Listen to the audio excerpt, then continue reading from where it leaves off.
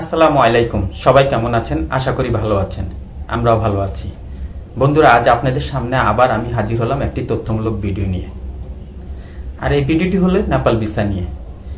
ইতিমধ্যে আমি আপনাদের মাঝে নেপাল ভিসা নিয়ে অলরেডি একটি ভিডিও আপনাদেরকে দিয়েছি। সেই ভিডিওতে ছিল যে স্টিকার ভিসা নিয়ে, অর্থাৎ স্টিকার ভিসাটি করতে হলে আপনার কি কি ডকুমেন্ট লাগবে, কোথা থেকে করবেন এবং কিভাবে করলে সেটা টোটালি 100% একটা উপযোগী অ্যাপ্লিকেশন হিসাবে রূপান্তরিত হবে, তারই একটি ধারাবাহিক ভিডিও আমার আগের ভিডিওটিতে ছিল। আপনারা যদি কেউ এই ভিডিওটি না দেখে থাকেন, অবশ্যই ভিডিওটি দেখবেন। আর আমি আজ আপনাদের সামনে যে ভিডিওটি দিব সেটা হচ্ছে যে এই স্টিকার ভিসার জন্য যে অ্যাপ্লিকেশনটি থাকে, সেই অ্যাপ্লিকেশনটি কিভাবে আপনারা পূরণ করবেন তারই একটি ধারাবাহিক ভিডিও দিব। বন্ধুরা, নেপাল ভিসা সম্বন্ধে আমি আগে আপনাদেরকে অলরেডি বলেছি, তারপর আজকে অল্প একটু কিছু কথা বলি। নেপাল ভিসা হচ্ছে দুই ধরনের, একটা হচ্ছে অনারেবল ভিসা, একটা হচ্ছে টিকিট ভিসা। অনারেবল ভিসাটি হচ্ছে যারা আকাশপথে গমন করেন, অর্থাৎ বিমানে করে যারা যান তাদের জন্য অনারেবল ভিসা। আর এই অনারেবল ভিসাটি হচ্ছে যে আপনি যখন বাংলাদেশ থেকে নেপালে যাবেন তখন জাস্ট একটি বিমানের টিকিট কেটে আপনি নেপালে চলে যাবেন। তখন নেপালে গিয়ে আপনি নেপাল এয়ারপোর্ট থেকে আপনাকে ইমিগ্রেশন অফিসার আপনার বিমানের টিকিট এবং প্রয়োজনীয় কাগজপত্র দেখে ভিসার উপযোগী মনে করলে তখন আপনাকে তারা একটি পাসপোর্টের মধ্যে নেপাল প্রবেশের জন্য একটি সিল মেরে দেয়। আর তখনই আপনি ওটা হচ্ছে অনারেবল ভিসা। আর টিকিট ভিসাটি হচ্ছে কি যে আপনি বাংলাদেশের নেপাল এম্বাসির থেকে একটি অ্যাপ্লিকেশনের মাধ্যমে এবং প্রয়োজনীয় ডকুমেন্ট দাখিল করে আপনি এই ভিসাটির জন্য আবেদন করতে হবে। আর যখন আপনি ভিসাটির জন্য আবেদন করবেন তখন আপনার ভিসা অফিসার আপনার সমস্ত ডকুমেন্ট দেখে, প্রয়োজনীয় কাগজপত্র ডকুমেন্ট দেখে আপনাকে ভিসার উপযোগী মনে করলে তখন আপনার পাসপোর্টে তারা একটি স্টিকার ভিসা দিবে এবং সেই স্টিকার ভিসাটি দিয়ে আপনি বাই রোডও ভ্রমণ করতে পারবেন এবং আকাশপথেও ভ্রমণ করতে পারবেন।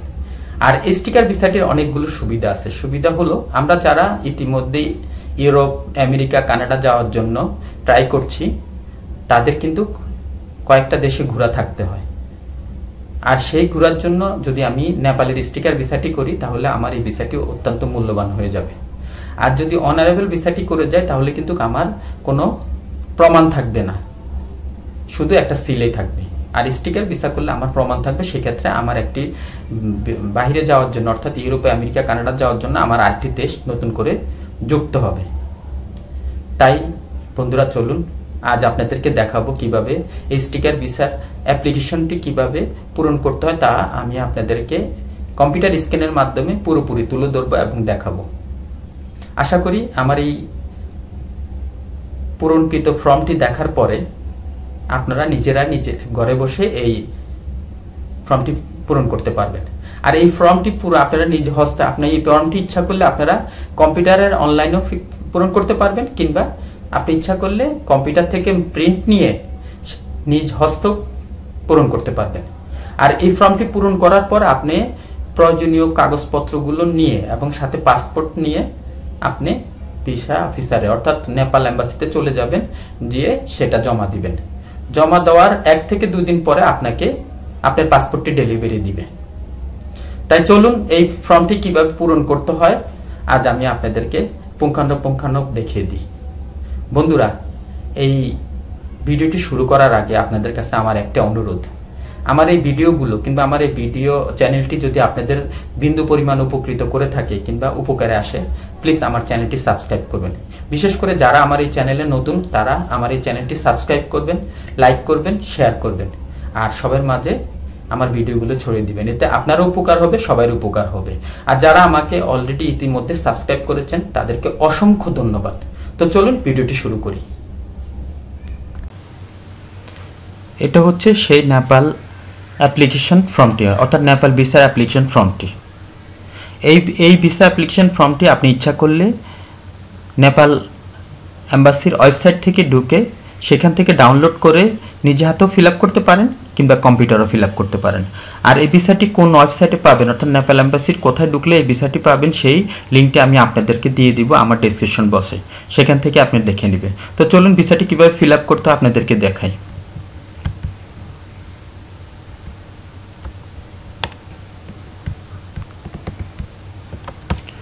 দেখেন ভিসার প্রথমে আছে যেটা এখানে লেখা আছে যে I requested you to issue diplomatic official tourist visa for me as I am interested to visit Nepal.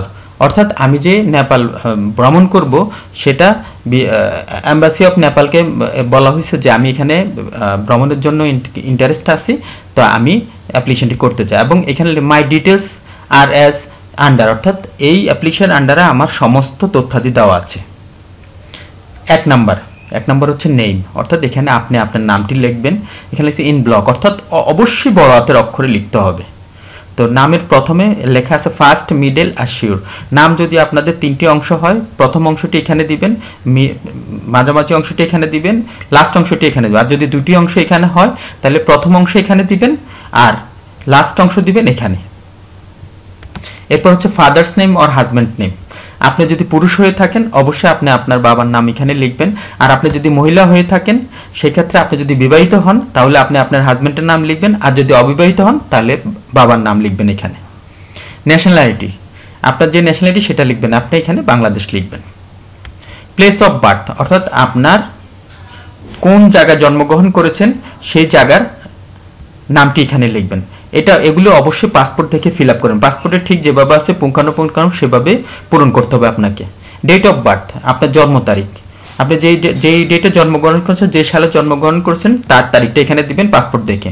Occupation, অর্থাৎ বর্তমানে আপনি কি করেন সেই পেশা, আপনি যদি ব্যবসায়ী হয়ে থাকেন বিজনেস দিবেন, যদি সার্ভিস হোল্ডার হন সার্ভিস হোল্ডার দিবেন, যদি শিক্ষক হন শিক্ষক, যেই পেশায় থাকেন না কেন আপনি এখানে দিবেন। এবং আপনার এই অ্যাপ্লিকেশনের সাথে পেশার যে প্রমাণপত্র দিয়েছেন সেটার সাথে যাতে এই পেশার মিল থাকে সেভাবে পেশার নামটা দিবেন। পার্মানেন্ট অ্যাড্রেস, অর্থাৎ আপনার পার্মানেন্ট, অর্থাৎ আপনার স্থায়ী ঠিকানা কোথায় সেই ঠিকানাটা এখানে দিবেন। এই স্থায়ী ঠিকানাটা অবশ্যই আপনার পাসপোর্টের যে ঠিকানাটা দেওয়া আছে সেই ঠিকানাটা দেখে দিবেন, কিংবা আপনার এনআইডিতে ন্যাশনাল আইডি কার্ডের যে ঠিকানাটা দেওয়া আছে সেই ঠিকানাটা দেখে দিবেন। টেলিফোন নাম্বার, এখানে আপনি একটি টেলিফোন নাম্বার দিবেন যে টেলিফোন নাম্বারটি সচল থাকে। এখানে যে কোনো মোবাইল নাম্বার দিবেন যেটা আপনার পরিবারের কারো কাছে সচল থাকে, সেই মোবাইল নাম্বারটি দিবেন। প্রেজেন্ট অ্যাড্রেস, অর্থাৎ আপনি বর্তমানে কোথায় অবস্থান করছেন তার ঠিকানাটা এখানে দিবেন। এই বলে রাখা ভালো, এই ঠিকানাটা যখনই লিখবেন তখন মনে রাখবেন যে এই ঠিকানা প্রমাণ করার জন্য আপনাকে একটা দলিল, এই ঠিকানার পরিবর্তে একটা দলিল আপনাকে সেখানে স্থাপন করতে হবে। অর্থাৎ এই ঠিকানার পরিবর্তে এই ঠিকানাটা যে ঠিকানা দিয়েছেন সেই ঠিকানার জন্য আপনার হয় বিদ্যুৎ বিল, নাহলে পানি বিল, নাহলে গ্যাস বিল, যে কোনো একটা ইউটিলিটি বিল এখানে দিতে হবে যে আপনি যে বর্তমানে এই ঠিকানা থাকেন এবং যেখানে অ্যাপ্লিকেশনে যে এই ঠিকানাটা লিখেছেন সেটা সত্যতা যাচাইয়ের জন্য। তারপর আছে টেলিফোন নাম্বার, আপনি আপনার হাতের যে মোবাইলটি থাকে সচল সেই মোবাইল নাম্বারটি দিবেন। আবারও বলছি, আপনারা এমন কোনো ইমেল কিংবা মোবাইল নাম্বার দিবেন না যেটা বন্ধ থাকে, তাহলে কিন্তু আপনার ভিসা অফিসার আপনাকে যদি কোনো তথ্যের জন্য ভিসা করে না পায়, মানে তথ্যের জন্য আপনাকে যদি ফোন করে না পায় সেক্ষেত্রে কিন্তু আপনাকে ভিসা হওয়ার পসিবিলিটি কিন্তু অনেকটাই নষ্ট হয়ে যাবে। 9 আছে পাসপোর্ট নাম্বার, অর্থাৎ আপনার বর্তমানে যে পাসপোর্টটি আছে, বলে রাখি আপনার যে চলমান যে পাসপোর্টটি, আপনার যদি 3-4টি পাসপোর্ট থাকে, লাস্ট যে পাসপোর্টটি অর্থাৎ যে পাসপোর্টটিতে আপনার এখন মেয়াদ আছে সেই পাসপোর্ট নাম্বারটা এখানে বসাবেন। ডেট অফ ইস্যু, এই পাসপোর্টটা কবে ইস্যু হয়েছে তার তারিখটা দিবেন। পাসপোর্ট দেখে এই পাসপোর্টটা কবে ইস্যু তারিখটা দেবেন। ডেট অফ এক্সপায়ার, অর্থাৎ এই পাসপোর্টটার মেয়াদ কবে শেষ সেটা এখানে দিবেন। আবারও বলে রাখি, আপনারা যখন পাসপোর্টটা দিবেন খেয়াল রাখবেন যে কোনো দেশে ভিসা করার জন্য আপনি পাসপোর্টের মেয়াদ নেন মতন 6 মাস থাকতে হয়, তারপরে ভিসার জন্য আপনি অ্যাপ্লিকেশন করতে পারবেন। 12 নম্বরে হচ্ছে অ্যাড্রেস ইন নেপাল, অর্থাৎ আপনার নেপাল যে কোথায় থাকবেন সেটার একটা অ্যাড্রেস দিতে হবে। তো আপনি যদি নেপাল যে হোটেলে থাকবেন সেই হোটেলের নামটি এখানে দিবেন। আর আপনাদের যদি নেপাল অ্যাড্রেস নিতে সমস্যা হয় তাহলে আপনি যে কোনো ওয়েবসাইটে ঢুকে নেপাল যে কোনো হোটেলের একটি অ্যাড্রেস এখান থেকে নিয়ে নেবেন। আর বলে রাখা ভালো, এখানে যে কোনো ওয়েবসাইটের থেকে গুরুত্বপূর্ণ হচ্ছে নেপাল যাওয়ার জন্য আপনাকে তো অবশ্যই হোটেল বুকিং কনফার্মেশন করতে হয়। যেই বুকিং কনফার্মেশনটা আপনি করেছেন হোটেল বুকিং কনফার্মেশন, সেই হোটেলের ঠিকানাটা এখানে দিয়ে দিবেন। টেলিফোন নাম্বার, সেই হোটেলের টেলিফোন নাম্বারটা দিবেন। পারপাস অফ ভিজিট, অর্থাৎ আপনি কি কারণে নেপাল যাচ্ছেন। ট্যুরিজম অফিসিয়াল আদার্স, আপনি যদি ভ্রমণের উদ্দেশ্যে যান তাহলে এখানে টিক দিবেন। আর যদি অফিসিয়াল অর্থাৎ আপনার কোনো প্রতিষ্ঠানের কোনো কাজে যান নেপাল ইনভিটেশন পেয়ে তাহলে দিবেন, আদার্স অন্য কোনো কিছু থাকলে সেটা দিবেন। তো নেপাল আমাদেরকে সাধারণত ট্যুরিস্ট ভিসাই দিয়ে থাকে, অন্যান্য ভিসাগুলো খুব রেয়ার দেয় না, কাজে এখানে ট্যুরিজমের মধ্যে আপনারা ক্লিক করবেন। 14 হচ্ছে যে আপনি যে নেপাল সম্ভাব্য কত তারিখে যেতে পারেন তার একটি ডেট এখানে চাচ্ছে। আমি আবারও বলছি, আপনি নেপাল কত তারিখে যাবেন তার ডেটটি এখানে চাচ্ছে। তো অবশ্যই আপনি কত তারিখে যাবেন তার ডেটটিও আপনারা অলরেডি জানা হয়ে গেছে, কারণ আপনি যে ডেটে যাবেন সেই ডেটের অলরেডি পরিবহনের টিকিটটি কেটে ফেলেছেন। কারণ নেপাল যাওয়ার জন্য যেমন আপনার হোটেল কনফার্মেশন করতে হয়, তেমন আপনি পরিবহনের যাতায়াতের সেই টিকিটটিও আপনার কেটে ফেলতে হয় এই ভিসা অ্যাপ্লিকেশন ফর্মের সাথে দেওয়ার জন্য। কাজে আপনি দেখে নেবেন যে আপনি পরিবহনের যে ডেটটি সেই ডেটটি এখানে বসিয়ে দিবেন। 15 নম্বরে হচ্ছে যে duration of stay in Nepal, অর্থাৎ আপনার নেপাল কতদিন থাকবেন। এখানে এতে আছে ডে, বিতে হচ্ছে উইক, সিতে হচ্ছে মান্থ। অর্থাৎ আপনি যদি 1 সপ্তাহ কম থাকেন তাহলে ডেতে লিখবেন, ধরেন আপনি থাকবেন 5 দিন তাহলে 5 দিন লিখবেন। আর যদি 1 সপ্তাহ বেশি থাকেন তাহলে এখানে উইক লিখবেন, তাহলে লিখবেন প্রথম উইক হলে প্রথম উইক লিখবেন, দ্বিতীয় উইক হলে দ্বিতীয় লিখবেন। মান্থ এখানে মাস লিখবেন, যদি 1 সপ্তাহ বেশি থাকেন অর্থাৎ 1 মাসের বেশি থাকেন তাহলে এখানে মাসটা লিখবেন। 16 হচ্ছে যে expended in Nepal to be borne by, অর্থাৎ আপনি যে নেপাল ট্যুরটা দিবেন বহন করবেন সেটার খরচ কে বহন করবে।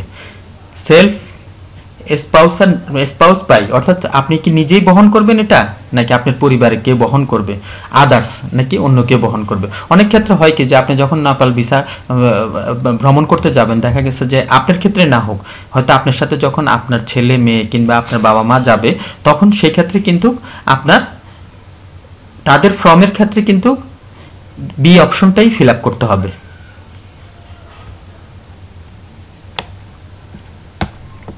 সতেরো নম্বরে হচ্ছে date of duration of stay during the previous visa to Nepal if any, যদি থাকে।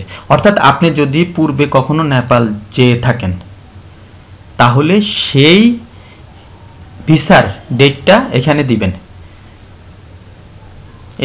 এই ঘরে ফিল আপ করতে হবে।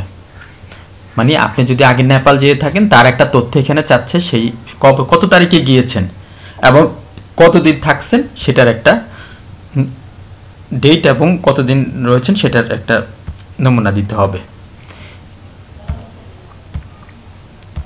এরপরে হচ্ছে আপনার 18 নম্বরে হচ্ছে যে name and the date of birth members of the family if enrolls in the same passport, অর্থাৎ আপনার সাথে আপনি যে পাসপোর্টটার জন্য এই অ্যাপ্লিকেশনটা ফিল আপ করেছেন তার সাথে যদি আপনার সাথে যদি আরও কেউ যায়, অর্থাৎ আপনার উপরে ডিপেন্ডেন্ট আপনার ছেলে মেয়ে, আপনার বাবা মা, আপনার ভাই কেউ যায়, তাহলে তাদের তথ্য এখানে দিতে হবে। এখানে হচ্ছে নেইমের জায়গায় তাদের নাম দিবেন, তারপর হচ্ছে ডেট অফ বার্থ, তাদের ডেট অফ বার্থটা দিবেন। এখানে যে কজন যায় সে কজনে ফিল আপ করবেন যারা আপনার উপরে ডিপেন্ড করে যাবে। তবে এক্ষেত্রে বলে রাখি এটা জাস্ট তাদের নামগুলো আপনার এখানে ফিল আপ করবেন, কিন্তু সবাইয়ের ক্ষেত্রে কিন্তু আলাদা আলাদাভাবে ফর্ম পূরণ করতে হবে।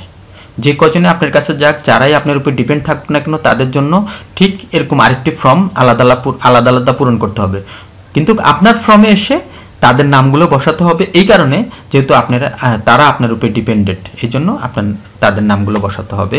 আর আরেকটি কারণে বসাতে হয় সেটা হচ্ছে যে পাসপোর্ট যখন ডেলিভারি আনতে যাবেন তখন পরিবারের আর সব সদস্য কিংবা পাসপোর্ট দেওয়ার সময় সব সদস্য মানে ফর্মটা জমা দেওয়ার সময় সবাই যেতে হবে না, শুধু এই ফর্মে যাদের নাম লেখা আছে তাদের পাসপোর্টগুলো নিয়ে আপনি নিজে যেতে পারবেন। লাস্টে হচ্ছে ডেট, অর্থাৎ আপনি যেই ডেটে ফর্মটি জমা দিবেন সেই ডেটটি এখানে লিখবেন। তারপরে সিগনেচার অফ দ্য অ্যাপ্লিকেশন, অর্থাৎ আপনি এখানে সই করবেন, আপনার স্বাক্ষরটি এখানে দিবেন। আর এই স্বাক্ষরটি পাসপোর্টের সাথে যাতে অবশ্যই মিল থাকে সেদিকে নজর রাখবেন। এরপরে দেখেন লাস্ট একটা অংশ হচ্ছে for the official use only, এটা কিন্তু আপনি ফিল আপ করবেন না, এটা হচ্ছে যে ভিসা অফিসারের জন্য এই ঘরগুলো রাখা হয়েছে। ভিসা অফিসার আপনার এই তথ্যগুলো দেখার পরে তাদের যেটা আসে তারা এই ঘরটি তাদের জন্য এই জন্য রাখা হয়েছে। তো বন্ধুরা আমি আপনাকে নেপাল ভিসা কীভাবে ফিল আপ করতে হয় এটা কিন্তু পুঙ্খানুপুঙ্খানুভাবে আপনাদের সামনে তুলে ধরেছি।